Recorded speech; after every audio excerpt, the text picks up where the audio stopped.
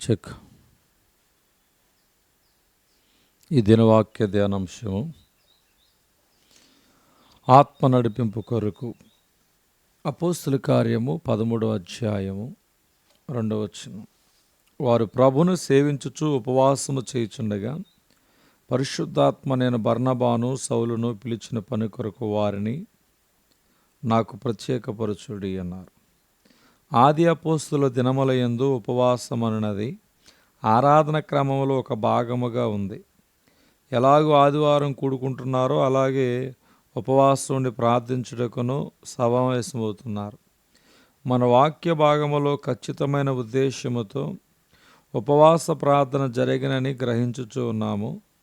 దేవుని పిలుపు మేరకు ఎవరిని ఎటువంటి పరిచర్య నిమిత్తము ప్రత్యేకించవలని కనిపెట్టి ప్రార్థించిరి.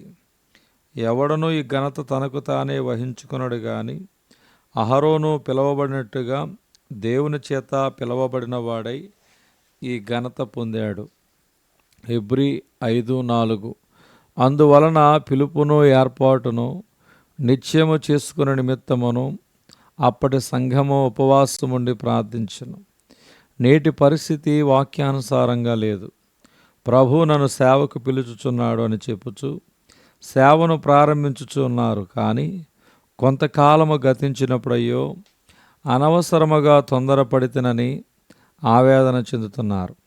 అంతేకాదు ప్రభు నామమునకు నిందను చెడ్డ పేరును తెచ్చుచున్నారు.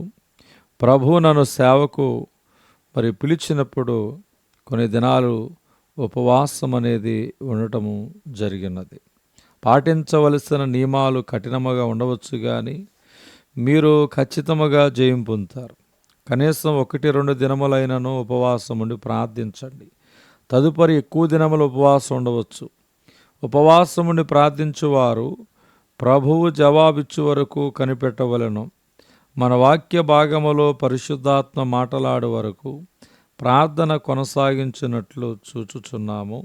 నేడు ప్రవచనాత్మ గల ఒకరు ప్రవచించిన వెంటనే కనిపెట్టుట విరమించుకొనుచు ఉన్నాం.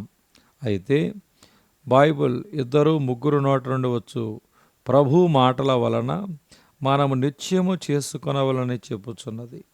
అంతటా వారు ఉపవాసం ఉండి ప్రార్థన చేసి వారి మీద చేతులుంచి వారిని పంపిరి.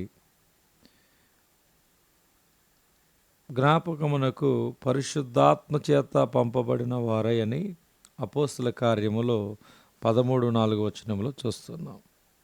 ఆత్మ నడిపింపు కొరకు మనము ఖచ్చితముగా ఉపవాస ప్రార్థనలు చేయాలి. దేవుడి దినవాక్య ధ్యానము దేవుడు దీవించును గాక. ఆమేన్.